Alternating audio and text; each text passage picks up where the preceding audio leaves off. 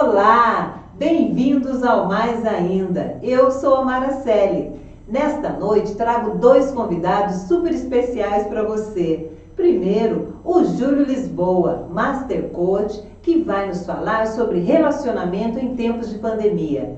A seguir, Caio de Andrade, dramaturgo e diretor teatral. Sim, senhores, Caio de Andrade e Júlio Lisboa. Para você, com todo carinho. Agora, vamos assistir rapidinho, para a gente não perder tempo, a entrevista do Júlio Lisboa sobre relacionamento em tempos de pandemia. Vamos lá. Olá, meus amigos do Mais Ainda. Hoje eu estou aqui com o Júlio Lisboa, um grande amigo. E o Júlio é formado coach pelo Instituto Brasileiro de Coach e Master Coach pelo Instituto Holos. É isso, Júlio? É isso mesmo, Mara. Falou certinho. Às vezes até eu me confundia, mas é isso mesmo. Que bom! Olha só, o Júlio vai nos falar sobre relacionamentos. Nesse período de pandemia, nesse período difícil que a gente se encontra, como andam os relacionamentos, Júlio? Ô, Mara, primeiro é importante, eu acho que é importante falar assim para você, né? Que eu não faço papel do tipo aquele hit conselheiro amoroso, daquele filme e tal. A gente, a gente faz um outro tipo, né, de atendimento e tal, que é mais assim relacionado, né, à questão de descobertas, né? Tanto que algumas pessoas já me procuraram, não muitas, né? E na realidade o que aconteceu? Elas acabaram terminando o relacionamento. Nossa! Né? Mas É, porque, não é certo, conselho meu. É a sim, pessoa faz uma uma descoberta, autoanálise, uma ela autodescoberta. analisa como está o relacionamento, se vale a pena ir em frente ou não. Algumas acabaram também terminando assim, na minha frente, fazendo uma ligação e acabaram, entendeu? O Nossa, objetivo não é esse. O sim. objetivo é exatamente a pessoa fazer uma autoanálise e também fazer uma análise do relacionamento, como eu falei, se ele quer manter esse relacionamento, se ele quer ir para frente ou se ele quer terminar, já que é para parar, para ali, entendeu? Antes que o mal É mais cresça. exatamente é assim que funciona, né? Que bacana. Que bacana não, eu acho importante, né? A pessoa ter o Não, autoconhecimento, tendo o autoconhecimento, vai saber se relacionar, não é isso? Vai se exatamente. E relacionar vai, melhor, né? exatamente, Mara, é isso mesmo. Olha, o que eu percebi agora na pandemia é que muitas pessoas, porque o relacionamento passou a ser virtual, e muitas pessoas tiveram que queimar etapas. O que eu estou querendo dizer? Por exemplo, um namoro. Como que fica uma paquera virtual, né? O relacionamento vai ter que ser virtual, você não pode sair de casa, você não pode ir nos bares, você não pode encontrar as pessoas. Então, entram nos sites para procurar um companheiro. Tudo bem, mas aí, por exemplo, eu vi muitos casais que do namoro já foram morar juntos. Então, isso que eu acho que é queimar etapas. Sim, Você vê sim. isso de uma forma saudável? Pode dar certo isso? Ou é uma loteria? Eu acho que, na verdade, Omara, é uma coisa assim extremamente arriscada, né? Porque relacionamento ele é feito na base da convivência, né? Eu não sou muito fã de relacionamento de qualquer modelo que seja virtual. A internet, as redes sociais, elas servem apenas assim como meio assim de encurtar espaços e facilitar esse tipo de comunicação.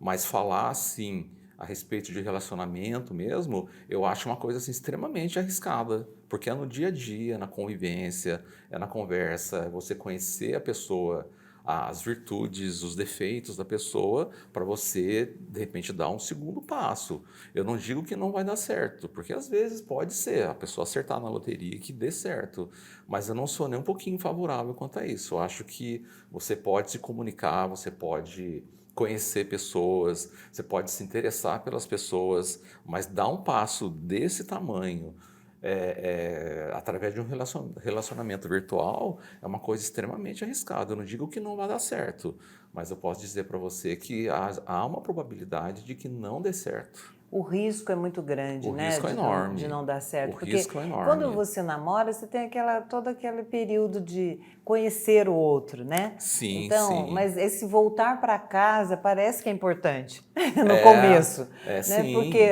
a minha mãe dizia assim, olha, a gente só conhece a pessoa quando você come 1 quilo de sal com ela. Né? Tem que comer isso 1 quilo mesmo. de sal juntos. Quer dizer, tem todo um período, né, para o relacionamento se tornar maduro, crescer e para poder dar certo, né? Exatamente. E um grande problema que existe, que eu vejo assim não só na questão de relacionamento, mas nas redes sociais, é que você se transforma num personagem, né? Você se transforma num personagem. Quando a pessoa, ela te conhece, ela vê o seu jeito no seu dia a dia, aí fica meio complicado, sabe? E tem o outro lado também, que até na questão de relacionamento pessoal, é da pessoa continuar se fazendo aquele personagem, sabe? A pessoa perde a própria identidade dela. Então, eu não acho uma coisa saudável isso. Do meu ponto de vista, não. Entendo. Pode parecer uma vitrine, né, Júlio? Onde você vê uma roupa bonita, você se atrai por ela. Mas quando você vai vestir a roupa, nem sempre cai bem, né? É por aí mesmo. Então, é por aí o mesmo. que você disse, eu entendi assim, olha, de repente, você na internet, no relacionamento virtual, só vai mostrar o lado positivo. Então, na Ali realidade, é bonito, né? Ô Mara, até na internet, que a gente fala, né? A gente fala internet, fala em redes sociais, você só mostra o lado bom da coisa, entendeu? Você só tira fotografia Bonita. comemorando, sorrindo, Com filtro. com filtro, mas a realidade, ela existe, né? Então, o grande problema que existe hoje em relação a relacionamentos é exatamente isso. É esse virtual e muitas vezes a pessoa no relacionamento da vida real ela continua sendo um personagem de Facebook, de Instagram, de outras redes sociais, Mas entendeu? não consegue por muito tempo, né?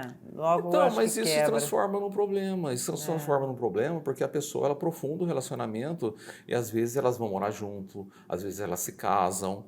Aí sim a pessoa vai, que eu falei no começo, a pessoa vai conviver com a outra no dia a dia, aí ela vai descobrir, já casado, quem realmente a pessoa é. Isso não é uma coisa muito legal, não. Tem que se conhecer antes, sabe? E também, né, o descarte, né? Como os relacionamentos hoje em dia são rápidos, né? É descartável, virou uma coisa descartável. Você conhece uma pessoa, eu estou ainda insistindo no relacionamento virtual. As pessoas conhecem, logo já trocam e trocam e trocam, não se aprofundam, né? Então, Mara, mas eu penso assim, sabe, que isso é muito a questão assim da modernidade hoje permite fazer isso, sabe? Ela permite as pessoas mais jovens, elas têm esse filtro de namoro, na realidade a gente fala que é um relacionamento, mas não é relacionamento, são os ficantes, entendeu? A única coisa que eu acho que é importante numa situação dessa é a questão do diálogo, que a pessoa entenda que ela está com você naquele momento, para sair, para curtir, para passear, para curtir a noite e tal. E fica só nisso. Então, vai indo, até o momento que a pessoa conhece alguém que ela se interesse.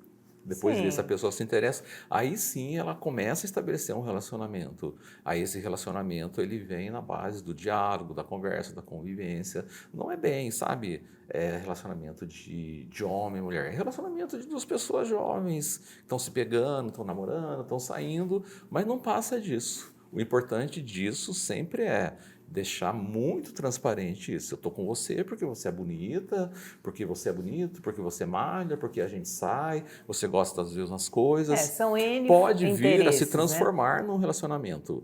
Mas daqui a pouco para. Mas a gente acha estranho, porque no nosso tempo não era assim. Mas hoje as coisas elas são mais assim. Se a gente for analisar, o mundo ele é muito mais dinâmico hoje. E se ele é dinâmico, até nessa questão de namoro também. Namoro aqui, namora outro, sai com um, sai com outro e tal. Até uma hora que acaba dando certo. Porque se tem oportunidade, aí entra também na questão das redes sociais. De você conhecer um universo de pessoas. Você descobre que o mundo é grande, né? Mas o grande, relacionamento mas ao mesmo virtual, tempo... eu conheço, e estou falando porque tem várias pessoas, amigas, que fazem isso. Se relacionam com vários ao mesmo tempo no mundo virtual. No porque mundo virtual, não sim. esses encontros não estão podendo sim. acontecer, né? Então, no mundo virtual, a pessoa se relaciona com vários, namora vários ao mesmo tempo, né? É uma loucura É isso. uma loucura, mas é É o um mundo mundo moderno, novo, é é um um mundo mundo novo. novo, Pra né? gente, pra mim ainda é É, estranho, a né? mim Não sou também tão velho causa assim, mas espanto. pra mim ele é meio estranho, ele é meio estranho. Júlio, a solidão pode ser saudável? Então, Mara, eu entendo o seguinte, a solidão ela pode ser saudável desde que você se ame. Desde que você se ame, desde que você se valorize. Às vezes, né, você conhece uma pessoa, você começa a conversar com ela, eu assim, particularmente, eu digo assim, eu estou bem sozinho. Então, se é para ter um relacionamento que vai me trazer, vai me tirar a paz, vai me trazer um desgaste, eu prefiro continuar sozinho. De vez em quando, isso é muito real, sim, que a solidão às vezes machuca a gente. Mas se você se ama, não tem problema nenhum, porque quando você está sozinho, você pode dedicar um tempo maior para você, sabe? Ao invés de você ter as duas opções, ou você sofre a solidão, ou você transforma aquilo num momento seu. Aí você pode ler um livro, assistir um filme, comer o que você quer, deitar no sofá, conversar com outras pessoas pela internet, pelas redes sociais. Então, nesse ponto, se você consegue trabalhar com isso, não tem problema nenhum. Não tem problema nenhum. Você não pode focar na solidão. Você tem que focar no seguinte: eu me amo, eu não vou ficar aqui me martirizando. E eu vou gosto da minha fazer companhia. a melhor companhia que existe no mundo é a sua própria companhia. Porque se você não se amar, se você não gostar de você, as pessoas também não vão te amar, as pessoas também não vão gostar de você. Isso, você Essa é tocou a num ponto grande, essencial. é a grande Eu também realidade. acredito nisso. Eu acho que o sucesso do relacionamento e até do relacionamento consigo mesmo depende de quanto eu me amo, de quanto a pessoa se ama. É isso Porque se mesmo. eu me amar, eu vou me relacionar bem comigo, vou me relacionar bem com o outro. Isso Se eu mesmo. não me amar, né, eu não vou me As pessoas não relacionar vão bem com gostar de ninguém, você, nem eu mesmo vou nem gostar com de você mim. mesmo. Porque tem um momento, né, gente? Tem um momento que você está, sei lá, eu tenho isso. Nossa, eu não estou me aguentando hoje, né? Não tem? Não tem aquela coisa, nossa, o que você está fazendo? É a gente mesmo puxar a orelha da gente, Mas né? você sabe, Omara, que eu sou muito aberto para as coisas assim, eu falo muito a verdade, sabe? Às vezes, quando eu vou sair, ou quando alguém me convida para alguma coisa, eu falo, como é que você está? Eu falo assim, hoje eu estou insuportável, hoje eu estou muito chato. Tem Nem que ser eu estou me sincero consigo aguentando, mesmo, nem eu né? estou me aguentando. Então, a grande realidade é essa, sabe? Você tem que se amar para você se sentir bem com você mesmo. Júlio, por que é tão difícil dizer eu te amo? Mara, eu acho que existem duas questões assim que elas têm que ser abordadas quando nesse tipo de pergunta, sabe? A primeira, ela é assim, ela diz respeito à sua própria criação, porque isso eu falo assim é o efeito da duplicação. Então, se você tem um pai, se você tem uma mãe que te trata à distância, ama você, não estou dizendo que não te ama, mas não verbaliza isso, isso aí é muito difícil você fazer na fase adulta. Ah, que É bacana muito isso. difícil, sabe? Eu tenho, né, eu tenho o hábito de falar para meus filhos, todas as vezes que eu vejo meu filho, na hora que eu encontro, na hora que eu vou embora, meu filho, minha filha, eu falo, eles falam assim para mim na maior naturalidade. Então fica muito fácil a gente falar isso.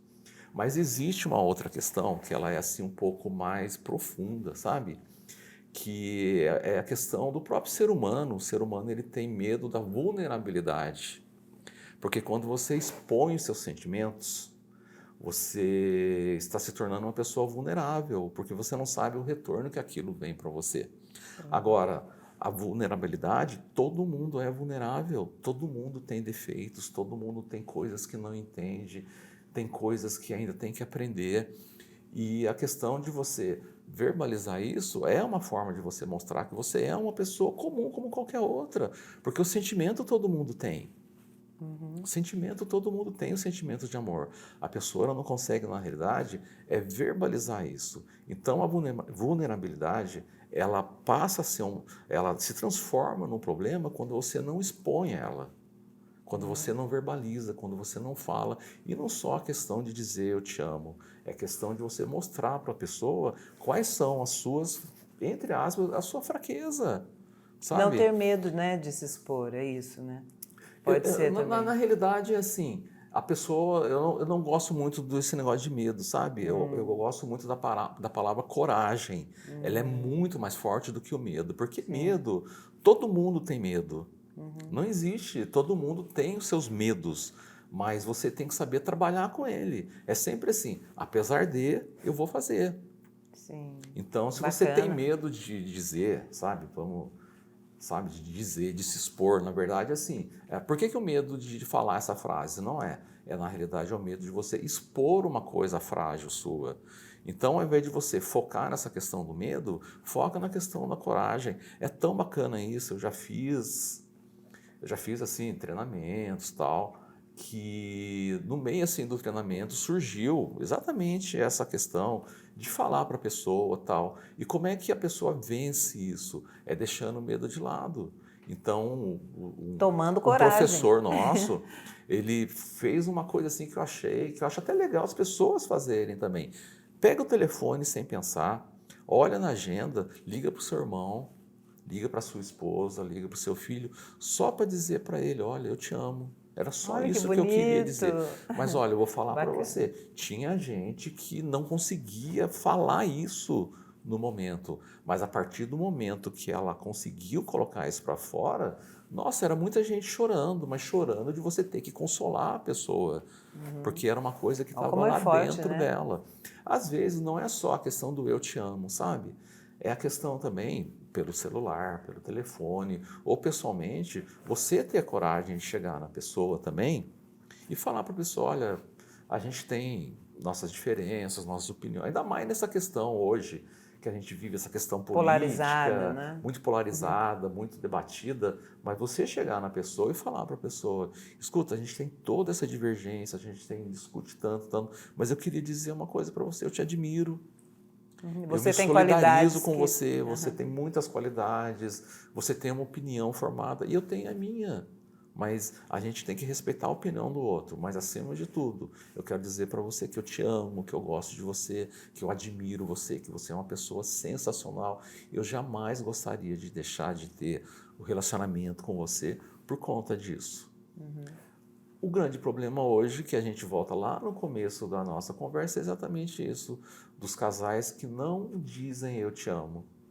E É nem uma dos coisa amigos, tão. né? Muito Quando bacana você isso. Você fala, colocou isso de uma forma bonita, porque você colocou em todos os tipos de relacionamento, é né? isso mesmo, Não é só isso mesmo.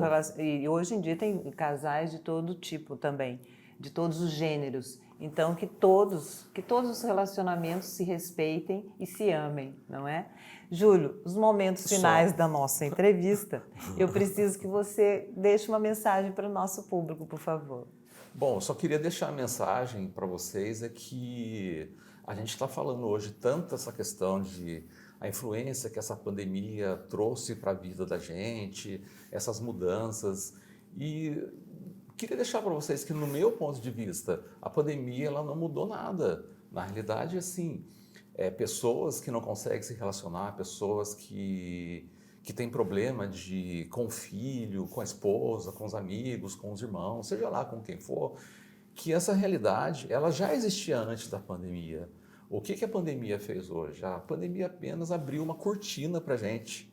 A gente passou de viver essa vida fictícia, a gente passou a cair dentro da realidade. Então, o conselho que eu dou para vocês é um conselho que me deram num momento muito difícil da minha vida. Você não tem que mudar nada. Você tem que voltar a ser a pessoa que você sempre foi.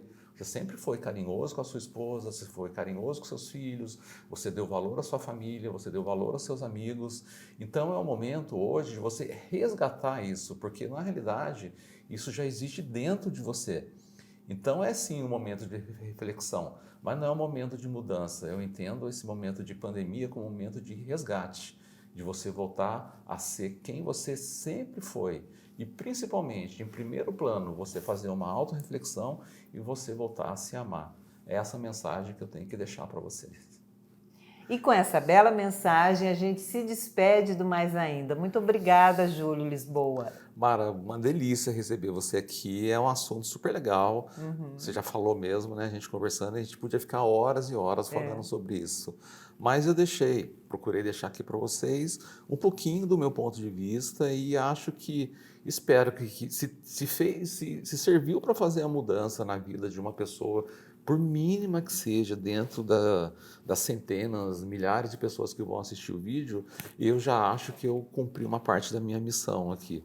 Obrigado e espero que todos reflitam a respeito da mensagem que eu deixei para vocês. Bacana, porque diz respeito a todos nós, né? Sim, exatamente. Muito obrigada. Obrigado, Até Mara. mais ainda. Ah, gostaram, né? Da entrevista do Júlio. Gente, é relacionamento, né? Quanto mais a gente falar sobre isso, melhor, não é verdade?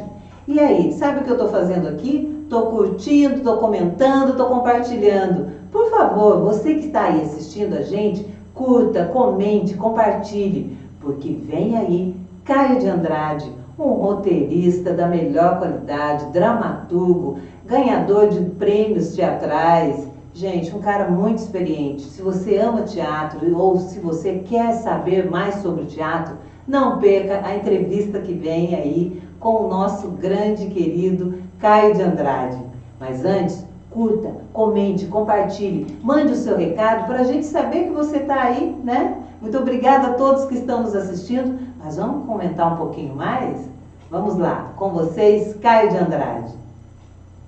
Olá, hoje nós estamos aqui com Caio de Andrade. O Caio é dramaturgo, diretor, produtor e roteirista, nascido em Lorena.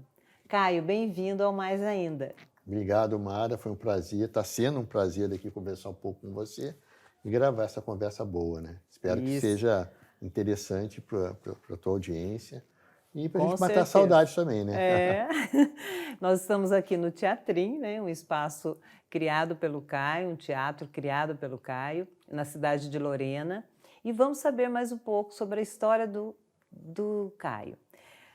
Caio, como o teatro entrou na sua vida? Então, isso é antigo, né? Na verdade, desde muito cedo, eu já tinha na escola ainda, né, dentro daquele esquema de quando você é novinho, fica ali participando de projetos internos, né, escolares e tal, sempre gostei. Sempre me metia, festa Dia das Mães, festa, enfim, aquelas ocasiões em que a gente começa, né, a de alguma maneira despertar para esse lado da arte, né? Mas eu tive uma experiência, digamos, que foi fundamental para mim. Eu tinha 13 anos, 13, 14 anos mais ou menos, quando veio ao Teatro São Joaquim, que fica dentro da escola onde eu cursei a maioria quase toda a minha vida escolar, né? Desde o jardim da infância até o que a gente chamava na minha época de segundo grau, né? Hoje o ensino fundamental. É um teatro lindo, que é o Teatro São Joaquim, que até hoje está aí, em Lorena, infelizmente está desativado, mas era um teatro com quase 500 lugares, lindo, que eventualmente recebia peças de teatro. E em uma dessas ocasiões veio para Lorena uma grande produção de São Paulo, que era a Regina Duarte, fazendo o Santo Inquérito, do Dias Gomes, né? Com direção do Flávio Rangel, uma produção megalômana, assim, super, acho que eram 8 ou 10 atores em cena, né? A Regina fazendo o papel da Branca Dias, aquele papel icônico, né? De uma moça que é, enfim, flagrada pela Inquisição no Brasil e toda a história dela. E eu, Mara, quando eu vi aquilo, eu fiquei tão fascinado, nunca tinha visto um teatro profissional, sabe, ainda, né? Aquela grandiosidade, aquela iluminação maravilhosa, uma história contundente, né? Parte da história do Brasil, sobre a Inquisição no Brasil. E aí, Mara, acabou ali. Foi amor à primeira vista. Fui fisgada ali. Eu falei, ali é isso que eu quero fazer da minha vida. E a partir daí foi isso. Eu comecei a partir daí a ficar mais atento a teatro. Eu tinha amigos e parentes em São Paulo. Meus pais sempre me incentivaram. Então eu tinha um primo, hoje falecido, Nildo, que morava em São Paulo, sempre falava, olha, Caio, vai com ele.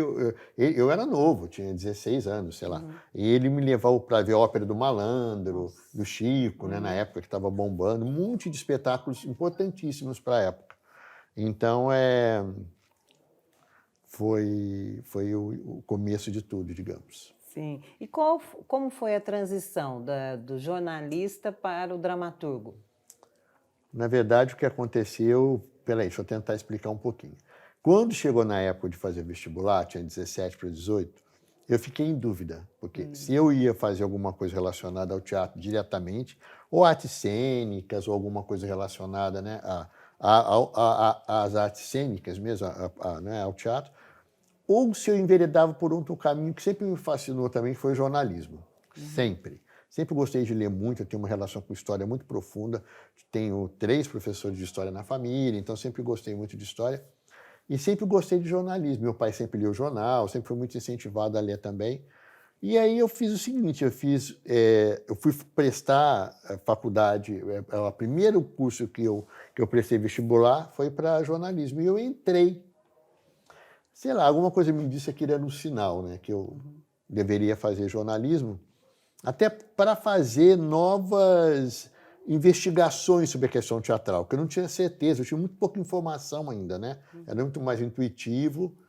E aí eu fui para o Rio fazer jornalismo, foi a minha primeira formação. Enquanto isso acontecia, eu procurei alguns cursos livres de teatro. Entre eles, eu tive a grande sorte de trabalhar com a Maria Clara Machado, uma grande dramaturga e diretora, né?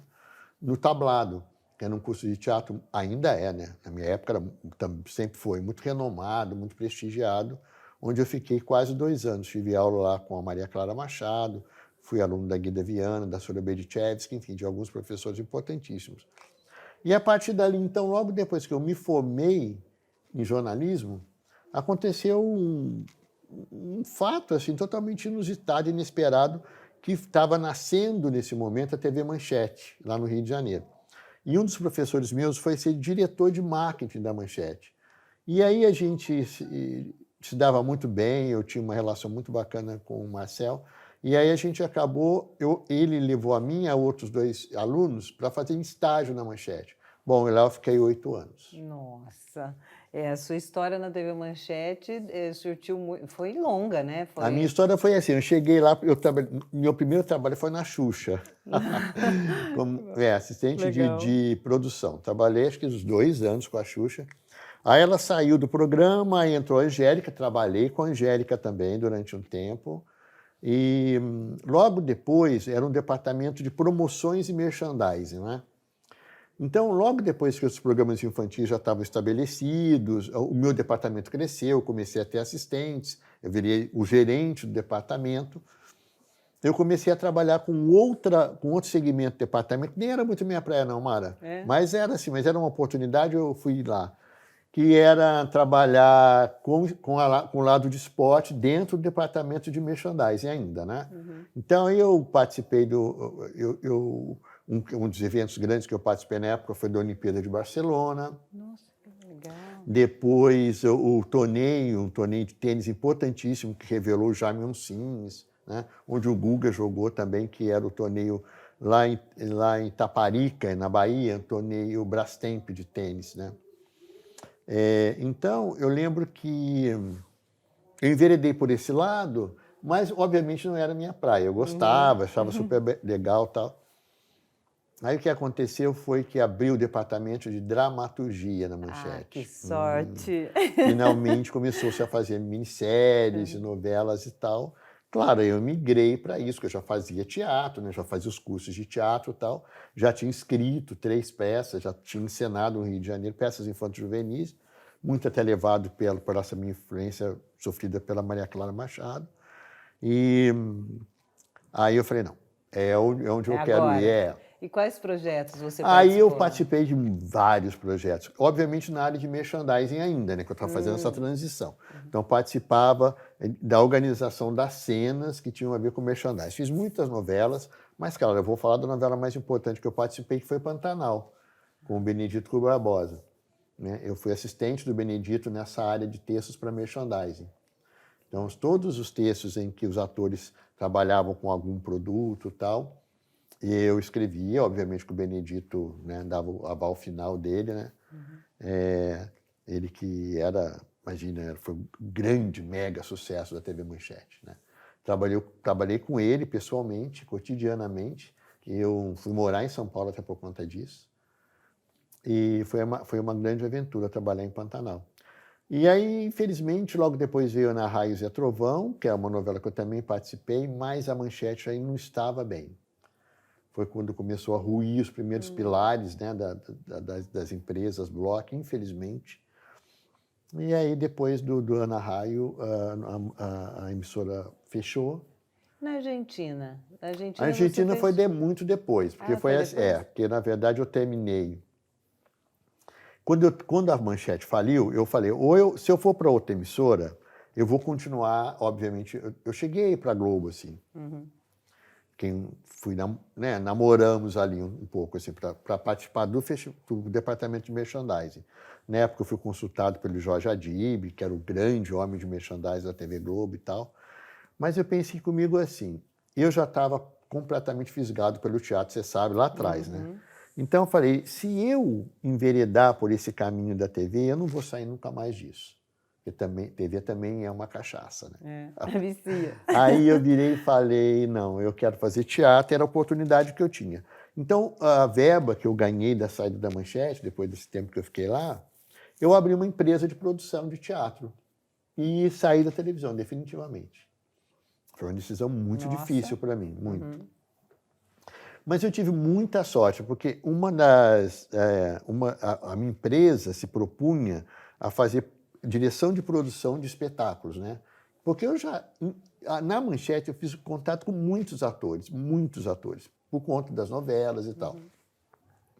E uma dessas atrizes foi a Maria Padilha, atriz que é uma maravilhosa atriz, excepcional produtora, uma mulher que produziu espetáculos importantíssimos no Rio. Aliás, eu sempre falo isso, sabe, Mara, que o teatro no Brasil é um matriarcado. Que legal isso. O dia que as mulheres pararem de produzir nesse país, eu acho que a gente perde quase mais de 50... São grandes nomes, né? Todos. Olha, Marieta Severo, com André Beltrão, tem um teatro, produzem espetáculo. Cristiane Torlone, Maria Padilha, Renata Sorrá, um monte de... A Larissa Bracha, uma jovem atriz com quem eu fiz 3 espetáculos. E isso é histórico, isso vem da Dulcina de Moraes, isso vem de Maria Della Costa, isso vem de Nissete Bruno, isso vem de Beatriz Segal. Todas essas mulheres tiveram suas companhias de teatro e produziram espetáculos antológicos no Brasil. Bom, enfim.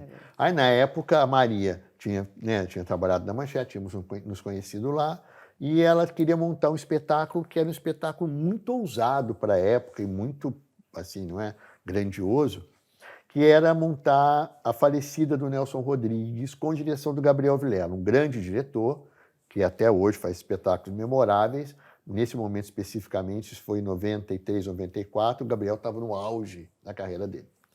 E eu aceitei esse desafio da Maria de ser o diretor de produção da peça com dela, né? Ela produziu. Só para deixar claro, a produtora é quem consegue o dinheiro para a montagem do espetáculo. O diretor de produção é quem administra esse dinheiro, né? Que faz os contratos com o teatro, com os atores, cenógrafo, figurinista, com todo mundo que organiza a produção. E a gente teve uma sorte enorme, que a peça foi um grande sucesso. A gente acabou estreando em Viena, no Festival de Viena, na Áustria, porque era o ano do Nelson Rodrigues em Viena. Viena, todo ano, eles homenageiam ou um grande ator, ou um grande dramaturgo, e coincidentemente era o ano do Nelson. Nossa, que sorte. E aí a gente estreou, na verdade fizemos uma pré-estreia, porque a gente tinha que oficializar a estreia com o patrocinador, que era a Shell na época, né? No Rio, no teatro de nome Nelson Rodrigues, que até hoje existe lá, e logo depois fomos para Viena. Foi um sucesso na Áustria, foi um sucesso. Depois voltamos para o Brasil e fizemos uma temporada enorme, assim, de Porto Alegre a Belém. Né? Que maravilha. E aí eu enveredei por esse caminho e produzi mais de 20 espetáculos. Nossa, que lindo. Aí que acontece o que você... Porque eu falei da Argentina, porque eu sei que você teve participação. Vou chegar lá. A novela. A história é um pouco... Quando eu tenho um momento da minha vida, depois de quase 10 anos produzindo, e eu continuava escrevendo, que eu sempre quis escrever e dirigir, não é? Mas a coisa da produção, eu via que era uma lacuna que tinha no Rio e peguei por aí, não é? E foi ótimo que eu aprendi a produzir, volto a te dizer, produzi muita coisa no Rio, inclusive produções internacionais, com o British Council, com cultura inglesa, com o consulado da França, vários espetáculos vindos da Europa foram produzidos pela minha empresa. E depois disso, eu resolvi, de alguma maneira eu já tinha feito um pé de meia, as coisas já estavam caminhando um pouco melhor.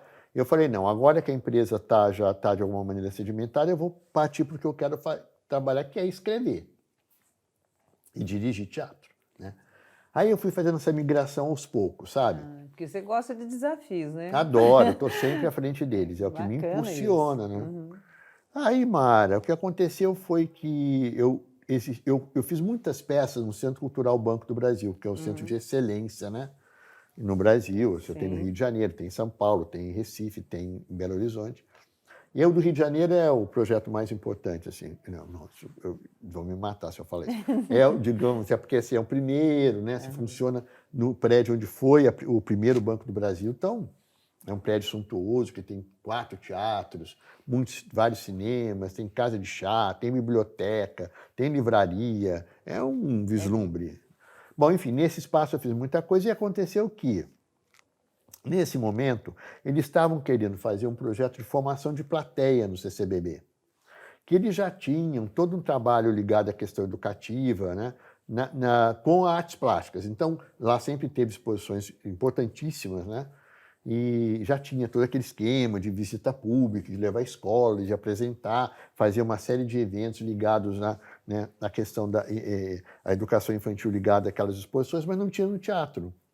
Aí, então, eu como tinha uma entrada lá, era muito querido lá, por sorte, até hoje, graças a Deus, e eu fiz uma sugestão para o departamento educativo que nós fizéssemos um projeto em que a gente era final do século, né? Eu estava entrando no ano 2000, que a gente fizesse uma viagem no tempo daquele século que estava terminando, né? do século XX. E aí propus ali um projeto que incluía peças infanto-juvenis, né, que iam ser, né, apresentadas para escolas, dentro de um projeto de formação de plateia mesmo, contando um pouco a história do Brasil. Esse projeto se chamou História em Cena. E esse projeto foi maravilhoso. Deu certo, a gente montou 3 espetáculos lá, o Mandarim do Imperador, eu escrevi, dirigi e fiz uma pequena companhia de 3 atores, e esses 3 atores se revezavam nos papéis, né? Fiz o Mandarim do Imperador, que falava sobre a mudança do Império para a República. A peça seguinte era A Rua da Fortuna, em que nós falávamos sobre a migração árabe e judaica no Brasil, porque justamente os anos 10 foram os anos importantes, né, que depois acaba se encerrando em 14 com a guerra. Depois o Jeca Voador e a Corte Celeste, que foi um espetáculo que falava sobre, nos anos 20, já o Brasil pós-guerra, né, crescendo, já essa divisão entre o Brasil rural e o Brasil urbano, né, começa uma migração enorme do campo para a cidade. Resumo, Mara, esses 3 espetáculos ficaram quase 4 anos em cartaz lá.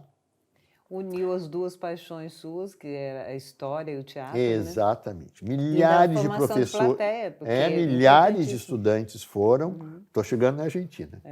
Peraí. Milhares de estudantes foram, tal. E educadores, né? Foi maravilhoso. E esse projeto me deu um prêmio. Aí que está a história.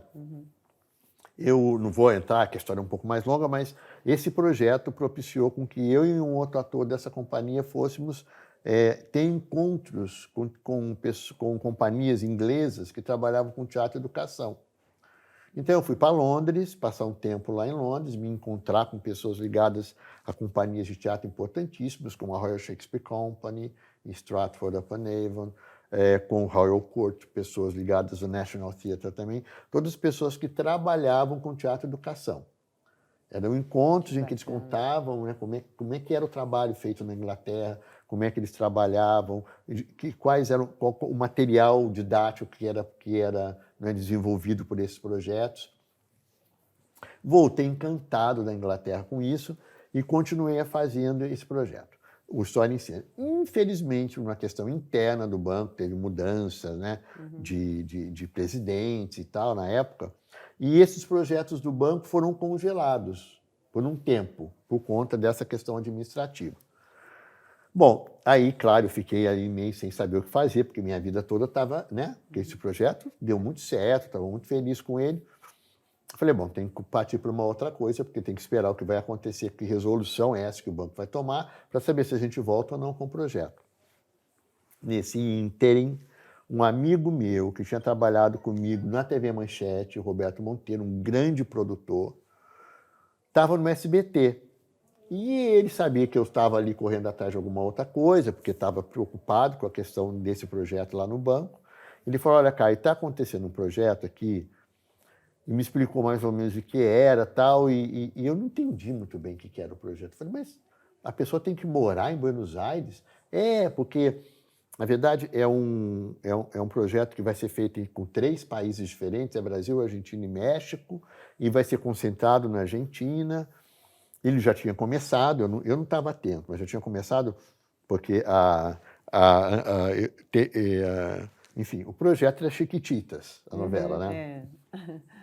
Aí a primeira roteirista, ela teve que sair, porque ela teve um problema de saúde, logo depois foi sanado, mas nesse momento foi grave, ela não podia continuar, e o Roberto Monteiro me chamou. Assim que eu fui parar na Argentina. Assim que você Aí eu escreveu fiquei Chiquititas. 3 anos e meio 3 anos fazendo e a meio. adaptação da novela para o Brasil. Gente do céu, porque foi assim, estourou, foi um sucesso na época. Olha, Mara, eu vinha muito pouco ao Brasil, porque eu trabalhava demais lá, né? Porque a gente tinha... o projeto era escrito originalmente em espanhol, né? Porque a autora principal, a Cris Morena, era uma argentina, e eu fazia adaptação para o Brasil. Então, a gente não tinha muito tempo. Eu cheguei a ficar quase 1 ano sem voltar ao Brasil. Meus amigos que iam me visitar, minha família, porque eu não tinha como vir para cá. E a primeira vez que eu me lembro que eu vim, a gente ia na Hebe Camargo dar uma entrevista lá. E estava a Flavinha Monteiro, a Fernanda Souza, uma série de outros atores. Quando a gente chegou no aeroporto, eu vi aquela confusão, falei para a Flavinha assim, eu acho que deve ter alguma seleção. A seleção brasileira deve estar aqui, não é possível, alguma coisa, né? Que barato. Aí a Flavinha costuma, meu filho, isso é a novela. Eu falei, o quê? O poder que a história tem. Não, era inacreditável, Mara. Eu falava que, graças a Deus, eu não era conhecido. Autor ninguém conhece, né? Eu saí de fininha, fui para casa, e ela e o elenco ficaram lá, acho que quase para sair do aeroporto, quase 2 horas né? para sair. E tinha gravação da Hebe à noite e tal, foi bem...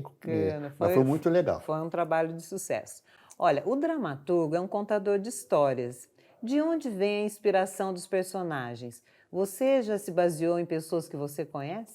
Na verdade, é o seguinte, volto a te falar que eu tenho uma relação com história muito profunda, tá? E isso tem uma questão pessoal, assim, bastante enraizada em mim, que é o seguinte. Eu comecei a estudar, né, jovenzinho, criança ainda, na verdade, com 7 anos de idade. Eu sou de 1960, então eu entrei na escola em 1967, certo? Então, todo o meu período de estudo, até a minha adolescência, nós estávamos sob a ditadura, né? Então, eu tive uma experiência muito, digamos, instigante, ao mesmo tempo muito complexa na minha cabeça, porque eu conheci um país, né, tendo estudado sobre toda essa questão da ditadura, um país que eu não conhecia, que era um país, né, esse país que inventaram para a gente, né? Só que quando eu chego no Rio de Janeiro, olha que sorte que eu tive para fazer a faculdade de 79 para 80, tem abertura política. Né, os exilados voltando, todo mundo voltando do exílio. E contando a verdadeira história. Exatamente. Aquela gente toda chegando e eu falei, gente, que país é esse? Que eu não conhecia. Né, uma realidade, uma parte dela terrível, que a gente sabe, né? E uma outra parte também interessante, de muitas lutas pela liberdade, pela democracia e tudo. Eu falei, gente, não conhecia isso, entendeu? Eu falava, como assim? E você imagina, para um garoto de 19 para 20 anos passando por isso, né? Eu fui nas diretas, eu fui em tudo, Mara. Aí comecei a participar de tudo isso, e aí me deu esse estalo, sabe? Eu falei, não, eu quero conhecer a história desse país que eu não conheço. Esse país foi omitido de mim durante anos da minha vida. E aí eu fui estudar tudo que você possa imaginar, de Guerra do Contestado, a guerrilha do Araguaia, a todos os movimentos, ao Congresso de Biúna, a toda a história. Fiquei louco com isso tudo. Eu comecei a descobrir um país maravilhoso, entendeu? Assim, de lutas, de pessoas importantíssimas e tal. Com muito mais conteúdo. Isso foi o start, né? Isso foi o início dessa loucura por história. E aí eu comecei a entender que é impossível você ter um entendimento da tua vida atual sem que você puxe pelo viés histórico, né? Por que as coisas são assim hoje? Por que a gente tem esse problema? Por que a questão social no Brasil é tão intrincada, não é? Por que a gente tem problemas com a cultura até hoje? Porque nós que fazemos cultura temos tanta dificuldade, né, Mara? É. Isso é histórico, isso nasceu ontem, isso não é de hoje. Hoje, claro, está um pouco pior, mas nasceu lá atrás. Durante muito tempo a cultura foi relevada, como a educação também, que teve momentos maravilhosos no Brasil. Você teve um Darcy Ribeiro, você teve pessoas que revolucionaram, né, a educação no Brasil, mas você teve também um atraso horroroso por conta da ditadura dos 20 anos da ditadura anterior, né, que a gente teve, né? Então, você fica pensando nisso, e aí eu falei, não, sim, eu quero que as minhas peças de teatro, aí voltando à tua pergunta, tenham esse perfil. Então, o que eu faço, Mara? Geralmente eu me encanto por um período do teatro. Após guerra no Brasil, aquele momento, né, assim, um momento de transição do Império para a República. O movimento sindicalista no Brasil. A Trindade, por exemplo, que é essa peça que eu fiz, fala sobre o movimento sindical no Brasil. Então, e aí eu estudo aquele momento a fundo, leio tudo que eu posso, vejo filmes, me organizo dentro daquela ideia e aí eu ficciono isso. Entende? Eu invento personagens que são ficcionados, né? O seu processo criativo, na realidade, vem de uma pesquisa muito Exatamente. grande, né? Não é Falou, só, vou falar sobre Até isso porque agora, não. a pesquisa, ela te abre um caminho maravilhoso, né? Porque você vai conhecer a fundo aquele momento. Olha, eu tenho um ditado que rege a minha vida, Sim. que é um ditado de um grande filósofo da geração de 98 da Espanha, que se chama Ortega y Gasset, que morou em Buenos Aires, coincidentemente. Eu morei na rua que ele morou. Né? Ele morou nos anos 20. Que é assim, o homem é ele próprio e a sua circunstância. Né? A circunstância nos confina, né, Mara? Você tem a sua formação, então é você. Eu sou eu, não é? Cada um de nós tem uma formação, mas a nossa circunstância é uma só. Nós estamos em um país pandêmico, com problemas, com uma série de dificuldades, onde a cultura não é valorizada, onde a gente tem uma série de complicações ligadas à questão social, né, que a gente está enfrentando agora. Então, isso é o nosso contexto, essa é a nossa circunstância. Então, a gente não pode se abster dela, né, porque você está confinado a ela. Certo. Esse teatro está fechado, Mara, há 1 ano e 4 meses, entendeu?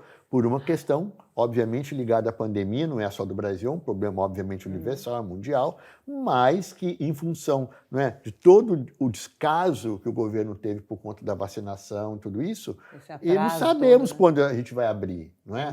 Quer dizer, então, essa é a nossa circunstância. Então, eu sempre me guio por isso. Então, toda vez que eu vou, por exemplo, estudar um determinado personagem, ou vou mergulhar num momento histórico, eu vou entender em que circunstância aquilo aconteceu, né? Como é que estava o mundo nessa época? Como é que estava o país nessa época? Aquele personagem que eu estou inventando, ele mora no Rio, mora em São Paulo, né? Ele era um cara ele tinha pensamentos mais, digamos, mais apurados, ou era uma pessoa assim, digamos, né? Ou era uma pessoa que teve pouca oportunidade de estudar e tudo isso. Tudo isso eu vejo. Onde ele mora, até signo. Que bacana isso, porque é a circunstância daquele personagem. E o seu personagem fica mais verídico, né? Ele fica mais próximo. Ajuda muito o ator. Né? Porque tem muitos elementos porque você dá estofo para o personagem, entendeu?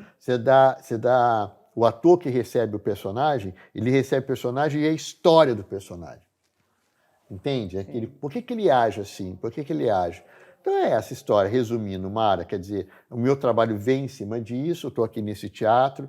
Posso mostrar meu livro, Mara? Sim, então, eu ia falar sobre as suas peças, né? Tá. Por favor. Você Então, tem muitas peças escritas e agora vai deixa eu mostrar editá-las. aqui para a câmera meu livrinho querido. Lançou esse livro. Isso é o seguinte, todo Coleção. dramaturgo, toda pessoa que escreve para teatro tem vontade de ter suas peças editadas, né? Na esperança de que alguém vai ler em outro lugar, em outro país, em outra cidade, em outro estado, pode se interessar e vir a montar a peça, né? E eu tive um feliz encontro com o Renato, da editora Passarinho, que é um editor aqui de Cachoeira Paulista, que já trabalhou em São Paulo, em várias editoras, né? Ele trabalhou muitos anos na Melhoramentos e veio como eu para cá, para o interior, voltou para o interior e fundou a editora Passarinho, que tem um trabalho maravilhoso ligado à questão educativa e também ao teatro. Então, ele topou, a gente está fazendo juntos essa pequena coleção, que vai ter provavelmente uns 10 livros. Não é tão pequena assim, né? Mas, enfim. O livro tem 2 peças, né, Caio?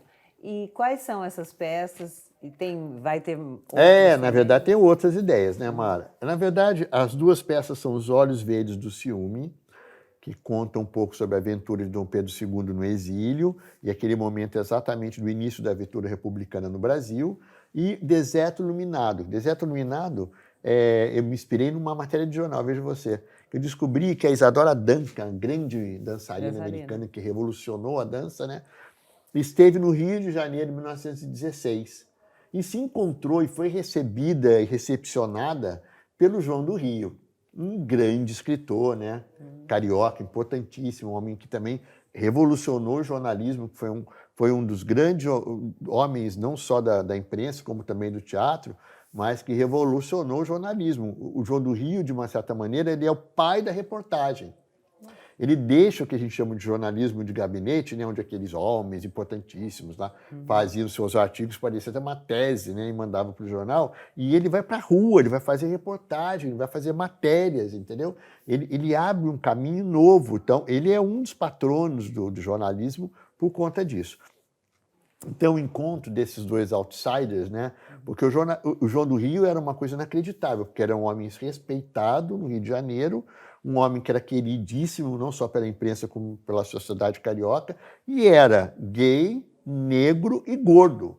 Olha só. Uma pessoa que não tinha a menor possibilidade naquela de ser época. aceita Hoje naquela época. Já é difícil. E ele conseguiu, com o seu talento e com a sua... Né, sofreu em vários momentos, obviamente. E a Isadora Duncan, uma mulher também não só revolucionária na dança, como na vida. Uma mulher que não se casou, que teve sabidamente uma série de ela foi, durante muitos anos, amante do Singer, aquele grande empresário das máquinas de costura. E uma mulher que teve uma vida muito ligada também a outros homens importantes, né, com que ela se relacionou. Então, uma revolucionária para a época também. Também sofreu muito com isso, né? E os 2 outsiders se encontram no Rio de Janeiro. Eu não podia perder isso, né, Mara? Ambas as peças foram indicadas para o Prêmio Shell. Os Olhos Verdes ganhou o Prêmio Governo do Estado, um prêmio muito importante no Rio de Janeiro. E essas 2 peças foram montadas lá no Rio. Então, fora essas 2 peças, eu tenho vários outros espetáculos também ligados a essa questão da história, como eu falei, não é? Porque tem algum preferido? Não posso falar nenhum. Como é que o pai vai falar? Não pode, Dos né? filhos, né? Não, adoro todos. Então, Trindade foi uma peça linda também que eu escrevi, também fala sobre o movimento, sobre o nascimento do movimento anarquista e sindical no Brasil, sempre por um viés que não é um viés histórico. Não dou aula de história, não tenho competência para isso, não é? Então, assim, é um apanhado histórico dentro de uma ficção, né? Sim. Então, por exemplo, Trindade, só para você ter uma ideia. Trindade é a história de um garoto, jovenzinho, de 20 e poucos anos, que é médico e que foi criado por um general, não é, importante da época. Nós estamos falando de 1909, que é onde acontece a peça por conta da morte prematura do Afonso Pena. Ele morre antes de cumprir o mandato de 4 anos. Né? Aí tem uma vacância ali no governo e é onde acontece uma disputa importante entre 2 facções políticas do Brasil, Rui Barbosa, né, e o Marechal Deodoro da Fonseca. Então, Deodoro não, minto, Hermes da Fonseca. Teodoro foi parente dele lá no início. Então, dentro dessa disputa, esse menino descobre que o pai dele, verdadeiro, que ele sabe que ele não é filho do general, que era filho da governanta da casa. Quando a governanta morre, o general meio que assume ele como um filho, porque o general tinha perdido um filho antes. Então, ele nasce ali, o Emílio é cria daquele general, né? No auge, já com 20 e poucos anos, no auge da juventude, né? Médico, se casando com uma mulher importantíssima, também da alta sociedade carioca, ele descobre, na verdade, que é filho de um anarquista. Nossa, que choque. E aí ele quer conhecer esse pai. Sim. E quando ele vai conhecer esse pai, que ele a princípio acusa, fala, como é que você me larga, me solta? Ele começa a entender as razões desse pai. E fica totalmente dividido nessa paternidade. Que lindo. Né? Essa peça estreou no Rio de Janeiro com Guilherme Leme, com Edson Capri, que fazia o general. O Guilherme fazia o Tito, que é esse revolucionário, e São Paulo, e foi feito pelo Pedro Garcia Neto, jovem. Aí ela teve uma outra montagem em São Paulo, com o próprio Guilherme, que conseguiu ficar. Os outros 2 atores foram tiveram compromisso com televisão, não puderam. No lugar do Edson entrou Luciano Quiroli, maravilhoso ator também. E no lugar do Pedro Garcia Neto, entrou Pedro Neschlin, que também fez maravilhosamente em São Paulo. Maravilha. Então, assim vai, Mara. São muitas peças. São muitas peças. Nós vamos ficar o dia inteiro Teria que ser falando. um programa só para as peças. Olha, eu tenho um site, posso falar já? Pode, mas eu também quero que você fale, por favor, dos atuais projetos. Tá. Aqui do Teatrim, as oficinas que você proporciona. Então, olha só, vamos lá. Só para terminar o assunto do livro, o Renato, meu editor, ficar feliz. Qualquer pessoa pode comprar o livro, tá? É só entrar no site da Editora Passarinho, tá, Mara? É www.editorapassarinho.com.br. Lá vai ter, então, você vai entrar, vai ter lá a lojinha, né, do site, e lá você pode comprar o livro. E olha, comprando o livro, além de conhecer um pouco do meu trabalho, você vai dar uma força para o Teatrim. Que bacana. Porque parte da arrecadação do livro é para ajudar a manter o Teatrim aberto, né?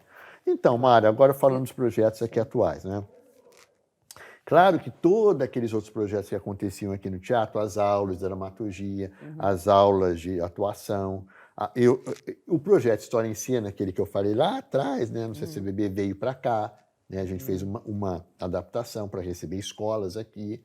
Eu trouxe, em 2018, quando estávamos abertos ainda, a gente trouxe quase 1.000 estudantes aqui. Que maravilha. Para ver espetáculos. Formação de plateia. Sim, formação de plateia. Tudo isso, obviamente, agora parado, né? Então, o que a gente fez? Os cursos, né, migraram, são online hoje, os cursos né?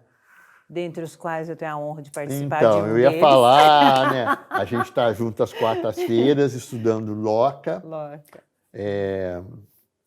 E tá tão bom, né? Não, e dá para perceber o tanto que você estuda, porque olha, eu não consigo acompanhar é tanto material que você coloca e agora eu quis fazer justamente para acompanhar um pouco esse mergulho que você dá nas histórias. Eu sempre admirei isso em você.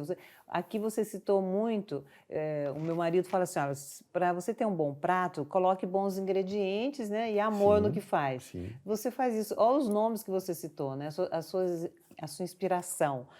Eu assisti a peça do Chico Buarque, eu fui para as diretas, eu fui para a rua, você viveu muito intensamente todo o movimento, a transformação do Brasil, né? Você é apaixonado pela história do seu país e você sempre se dedicou demais. Então, tudo isso junto, gente, resulta numa obra maravilhosa, premiada, né?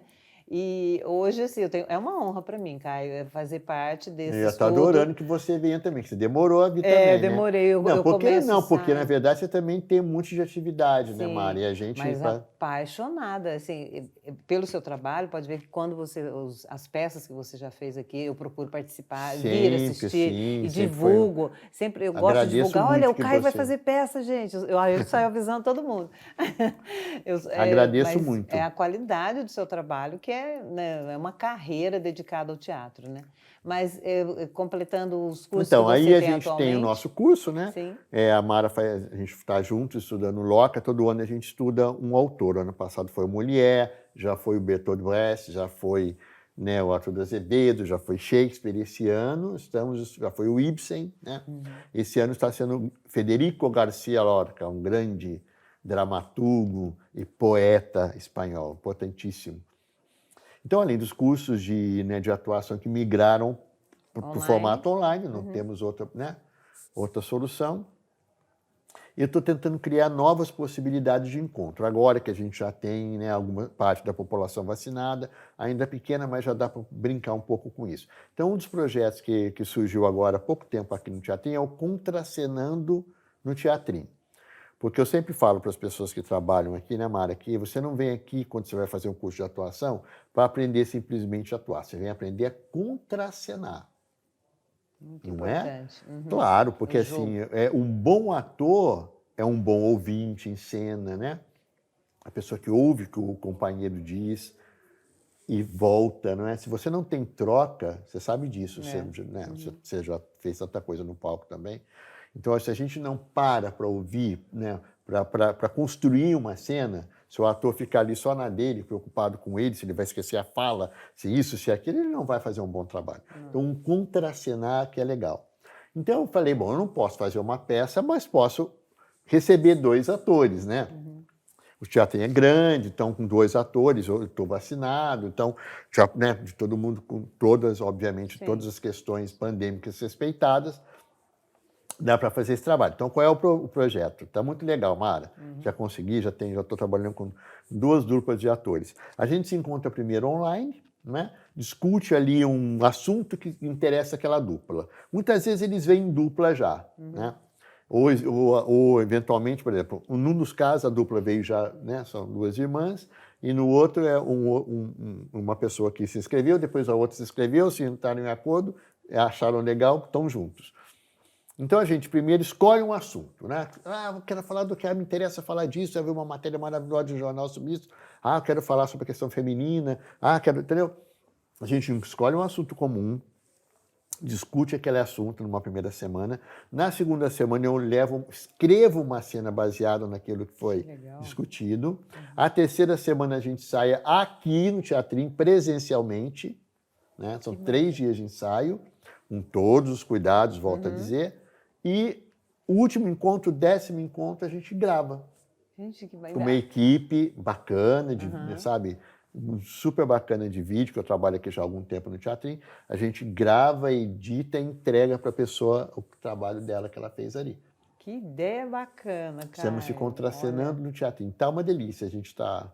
Já estou com 2 Aproveitem duplas. você que, né, que gosta, que quer atuar. Olha, só entrar no meu site, que é caiodeandrade.com.br, ou no site do Teatrinho, teatrinho.com.br. Assim que você entrar no site, já tem uma chamada para o projeto. Clica nessa chamada e tem todas as explicações ali. Caio, olha, muito obrigada, porque Olha, isso Mara, é uma aula, né, gente? Isso é uma aula de teatro.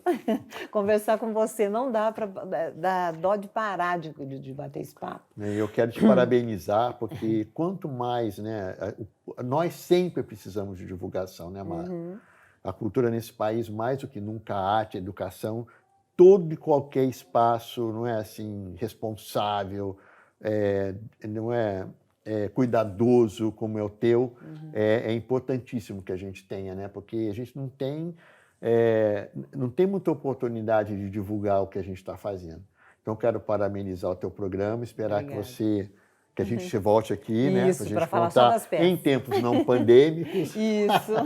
Para que a gente possa mostrar o Teatrinho funcionando e dando tudo certo. Quem sabe na estreia de Lorca. Deus te ouça. Então, Tomara que seja eu que agradeço muitíssimo, espero... Bom, nós vamos continuar nos vendo semanalmente. Ainda bem.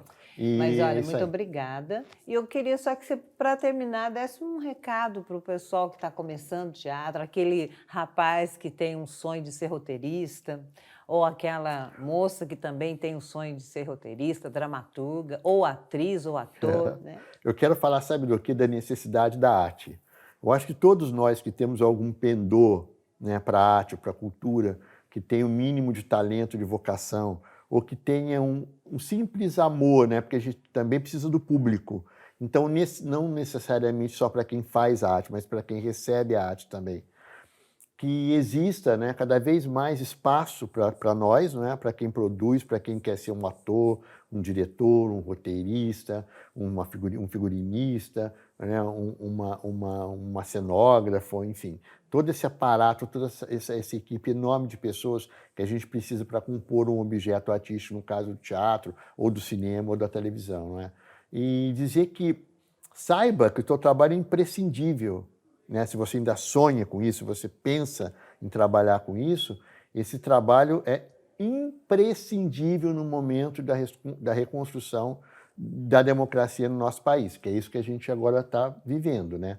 A gente tem que trabalhar, né? A gente levou uma paulada e a gente tem que agora trabalhar muito para que a gente volte a ter uma democracia consolidada, bacana. E a cultura é imprescindível nisso. Infelizmente, nesse momento, a cultura sofreu um grande abalo, né? A gente está sem, por conta da pandemia, obviamente, e por tudo que veio com ela, né? E então a gente está num momento de reconstrução da cultura. Então, bem-vinda, bem-vindo.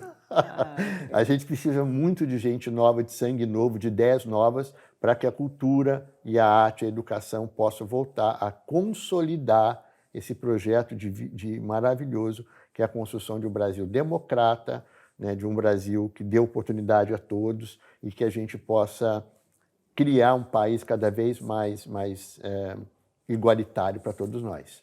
É isso. Nosso trabalho é importantíssimo. É isso aí, Mara. Muito obrigada, Caio de Andrade. Uma honra ter você aqui, não é?